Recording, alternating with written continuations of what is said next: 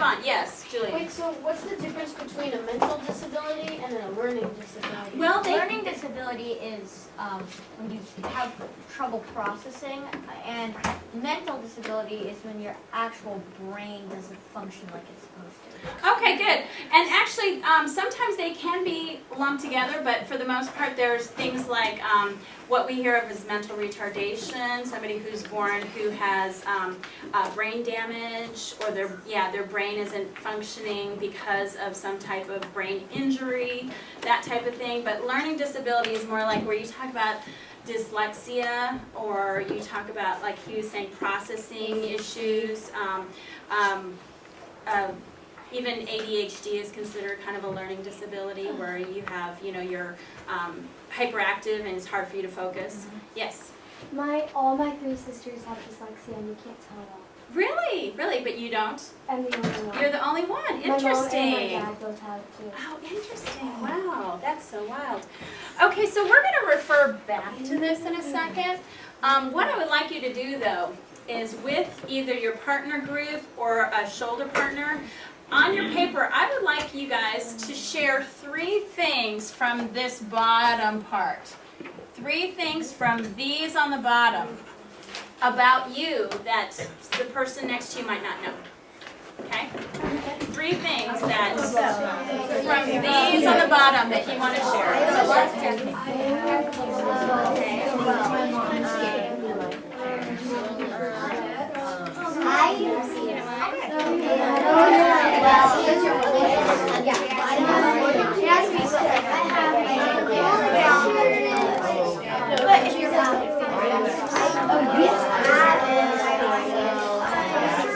I don't like Minecraft. I don't think what is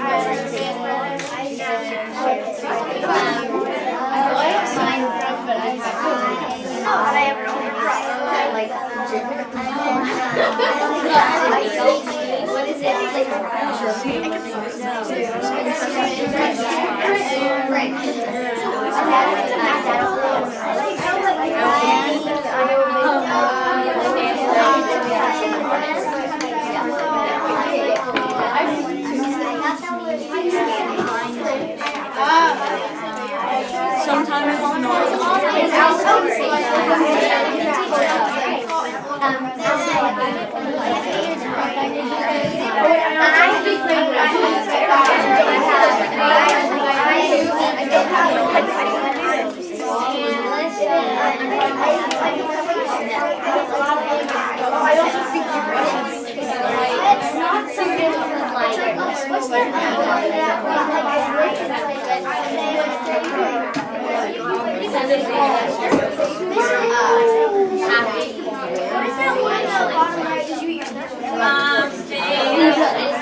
love animals.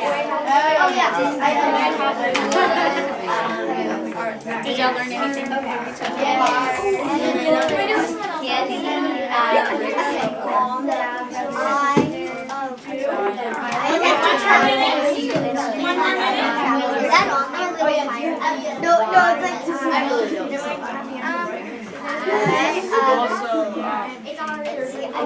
have 2 brothers.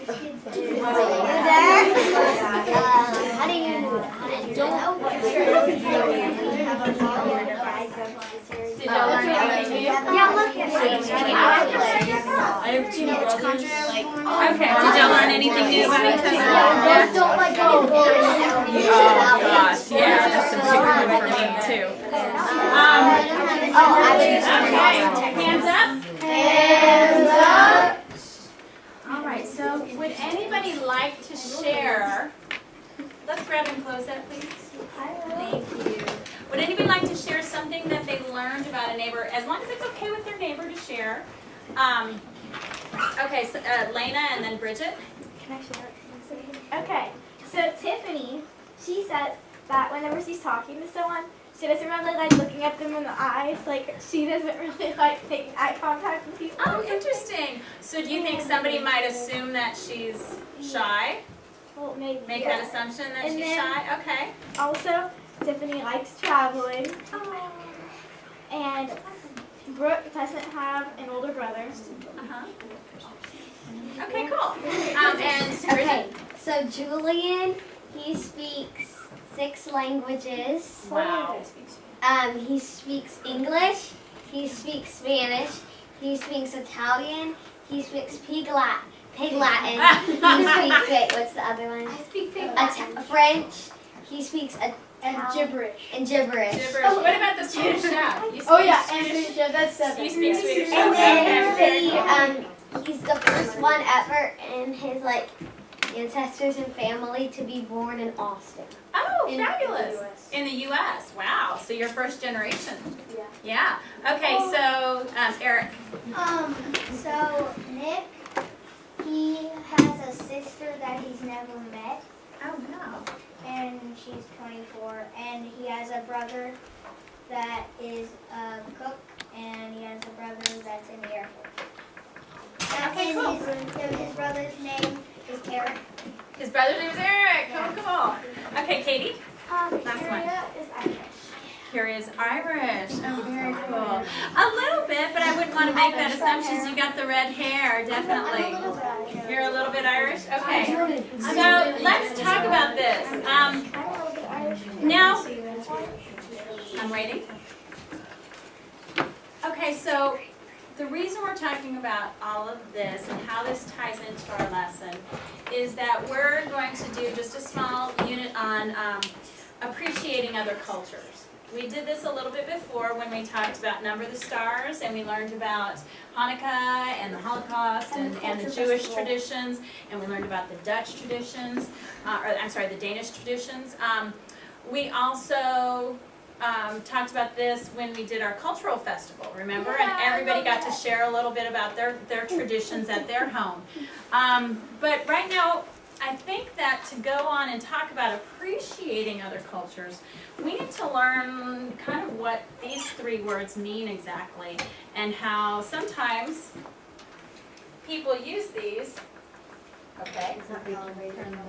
There it goes. Oh! Technology. Okay, move that. Okay, sometimes people use these 3 words interchangeably. They talk about race or ethnicity or culture as if they mean exactly the same thing. And actually they have different meanings. So you guys have a piece of paper at your desk. I'd like you to kind of take down these definitions, and we're going to talk about each one of them. So the first one is race. Race is really a biological classification of humans commonly grouped by their skin color and other physical attributes. Other physical characteristics like the shape of their nose, the shape of their face, other things like that. Now this is the surprising thing, and I actually learned about this. This is something I didn't know until recently, that anthropologists consider their... What are anthropologists? Do you guys know what kind of scientists they are? Yes, Jack. Scientists that study humans. They study humans, they study people, good. So they study societies. And what they figured out, or they believe or theorize, is that we all can be broken down into 3 main races. We call them today white, black, and Asian, although their real names are Caucasian, Negroid, and Mongoloid. And you can see why we've changed those names, okay? Because if you were using Negroid, that might sound very derogatory, right? It might sound like you're using a bad word, right? And Mongoloid, same thing too, okay? But by saying black and Asian, and especially Asian, that's kind of misleading. Because Asian can be everything from Native American, Eskimo, what else am I trying to think? Mongolian. Like Hawaiian, Chinese. yeah, Chinese, all the different Asian countries, also India, yes, exactly. So they all fall under Asian. And do you guys see one that's missing from here that we usually consider in those races? What's one main one that's, yes? European. European would be considered white or Caucasian. Everybody who's European born is usually considered, or like from European descent. Yes, Bryce? Indian. Indian would be considered Asian. What's one that is like a major part of our population that isn't up here in the three. Yes, African American. that would be considered black. Okay, I'm waiting to see Meg. Chinese. Chinese would be considered Asian. Okay, Katie. Mexican. Mexican or Hispanic. Good. Hispanic. Now, the reason why is that Hispanic actually has a long, rich background that is very diverse, and it's considered more of an ethnicity. And we're going to talk about what that means. But Hispanic can be white Hispanic, black Hispanic, or Asian Hispanic. Okay? White Hispanic is people who have Spanish descent. They're from Spain. Okay? If you're from Europe, Spain is part of Europe, that would be white Hispanic. Okay? Now, many people from Spain also moved to or immigrated to places like Central America, South America, Mexico, and America. And there were a lot of people like Native Americans, Aztec, Indians, that type of, and they're considered Asians, okay? They're actually classified as Asians, which is interesting. So that would be Hispanic Asian, okay? Then you have places like the Dominican Republic, Cuba, Brazil, and other places like that where you have black Hispanics, okay?